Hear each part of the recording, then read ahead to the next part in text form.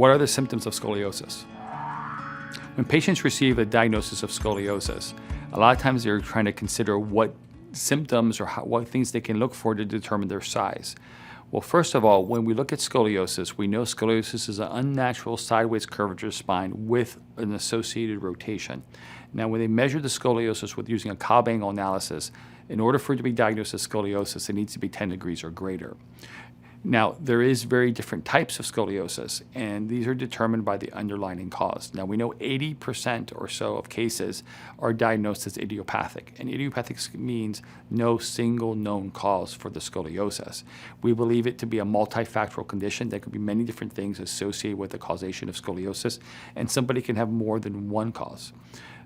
The remaining 20% have been broken down into many different types, but the most common are something called neuromuscular scoliosis, and this is when a patient has a neuromuscular condition, congenital scoliosis, and this is when a patient has a congenital variant within the spine that would cause a curvature to occur like a hemivertebra. Degenerative scoliosis is a result of degenerating or age-related degeneration of the spine because of unresolved issues that sit there for years and years and years. And lastly is something called traumatic scoliosis, where some type of impact or trauma causes an immediate curvature of the spine.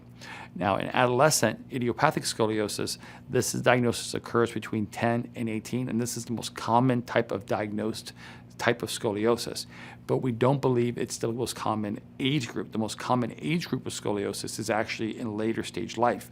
In fact, every decade of life, we think the population of scoliosis patients increase. So there's more patients with scoliosis between 20 and 30 than there is between 10 and 18, and so on. Between 30 and 40, there's a greater population of patients between 30 and 40 than 20 and 30. So it just increases as every decade of life goes on. So if you have scoliosis, what really determines what you're feeling, what's going on? But first of all, it really depends on the type of scoliosis you have.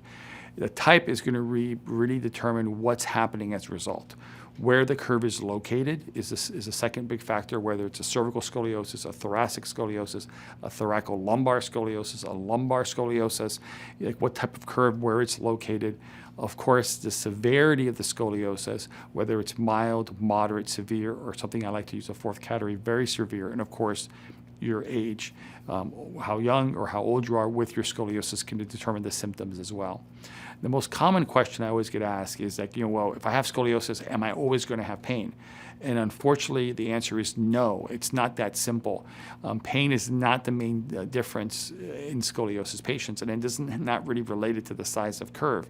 It's more related to how old you are with scoliosis, meaning kids with scoliosis, no matter what size their curve becomes, normally have no symptoms. The biggest curve I've ever seen in a scoliosis patient growing in a child has been 155 degrees, and that child had no pain, nothing. Most kids have no pain associated with scoliosis.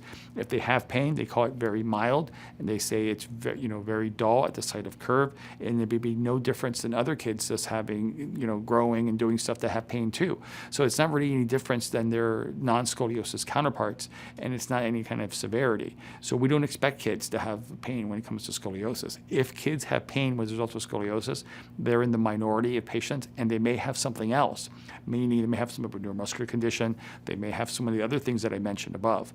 And this is because what's making their curve worsen is because they're growing and they're elongating, and this elongation of the spine doesn't hurt. However, in adult patients, the complete opposite is true. They almost always will feel pain eventually with scoliosis, because what's causing the curve from worsening as an adult is compression as a result of gravity, and this compression can compress nerves and spinal muscles and tissues around the spine, which almost always lead to pain. So you can progress 50 degrees, 100 degrees as a child, feel no pain. Progress another 5 degrees as an adult, and that 5 degrees as an adult now hurts. So it's not really relative to your size of curve that would determine whether you have pain as an adult. It's how much you progress as an adult. And that's not always so clear-cut, but the more you progress as an adult, the more likely you are to feel pain as a result of your scoliosis. What other symptoms can possibly occur as a result of scoliosis? Well, the number one symptom that patients notice is postural changes, especially in adolescents. You're going to see difference in shoulders. You're going to see difference in the head carriage. You're going to see difference in the rib cage and rib arching. You're going to see difference in the waist. You're going to see difference in the hips. So posture deviation is the number one thing that diagnoses kids with scoliosis, and it's the number one thing that determines what's happening. Now, it's not always exactly even, meaning the bigger the posture deviation doesn't always mean the bigger the curve, meaning a balanced curve, meaning an S curve that's perfectly balanced in the lumbar and the thoracic spine. The person may look relatively balanced like this, but you're going to see things kind of torquing out of alignment, see ribs and waist different, but they're going to look relatively centered. Well, somebody with one curve, like one longer curve, they may be more out of alignment in that alignment. You will see more shifting. So the uneven forces that you see in posture deviation are not always relative to the size of curve, but it always tells you something is happening. So not only do we going to see uneven shoulders, some kind of posture changes, this is the first sign that we tend to see in adolescents or kids with scoliosis. Second thing is that you're going to see clothes not fitting right. And the reason why clothes doesn't fit right is because the posture underneath isn't proper. We also see changes to gait. We see balance. We see coordination issues sometimes. Now, this is not across the board true. The most common patient I see in my office that's an adolescent is normally going to be like a 10 to 14-year-old girl that's progressing because they're growing rapidly. And the most common sport they do is dance or gymnastics. So normally these patients could have they have very little restrictions and they're very active and they have no pain. But they may not be as best as they could if they had no scoliosis. We just don't know these things. But however, in adults, we do see postural changes, but normally we see it leaning more to one side or another. We can see the rib deviation, and we also can see forward bending, meaning adult scoliosis left uncorrected because causing premature degeneration in the scoliosis area, and we can see some kyphosis. So we can see scoliosis turn into something called kyphoscoliosis, especially as patients get older.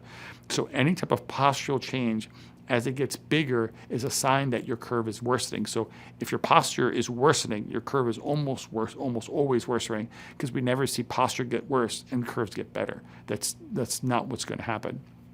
Other than posture and pain, what are some other symptoms?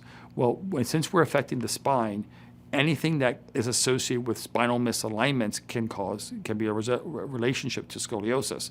First thing I would say is headaches and migraines, and this is definitely involved because of the alignment of the neck is affected by scoliosis, and this alignment can affect the way cerebrospinal fluid goes, the way blood fluid flows, and the way nerve pressure flows, and this can lead to headaches and migraines due to this misalignment issues. They can have sleep problems because they can't find comfortable way of sleeping, meaning as they lay on their back, they don't hit the bed properly, and they can have problems sleeping. They can have digestive issues, and we know this is definitely more common in severe cases. In fact, scoliosis patients are more likely to develop digestive issues, especially as an adult, and it can lead to lung function impairment. This is more common in severe cases, and what I mean by severe is curves that are 50, 60, 70, or 80 degrees or greater. We don't actually know what size of curve leads to lung impairment. In some cases, it can be small. It can be 40 degrees, 30 degrees. In other cases, it may not be to 80 or 90 degrees.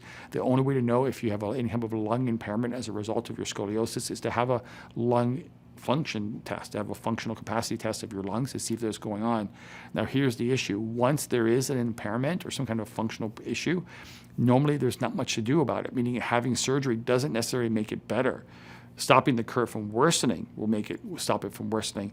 We don't know if we reduce the curve naturally, if that would make it better. We don't know that. Nobody's ever really studied it. But it makes sense that if you could reduce the curve without putting rods in your spine, that will stiffen the spine, which can make it harder to breathe.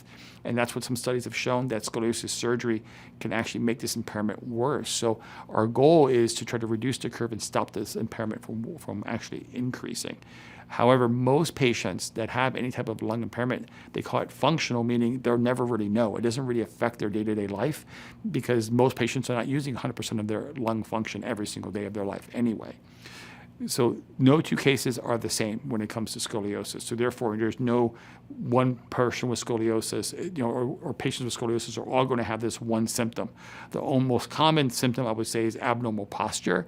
However, that can vary depending on the way the curve presents and the size of curve. But what we do know is proactive treatment can definitely prevent curves from increasing, and that can prevent any type of symptoms from escalating and can prevent things from becoming more long-term chronic and disabling. So we recommend treating curves early, stopping progression, and being proactive towards your treatment options regarding scoliosis, especially if you already know you have it. If you think you have it, we definitely recommend being evaluated as soon as possible, because the smaller the curve, the younger the patient, the better the results. Thanks for watching. I hope you found this information helpful. If you'd like to hear about other topics and information on scoliosis, type in the comments below and let us know. And finally, subscribe and hit the bell icon to be notified of when we publish content. Thanks.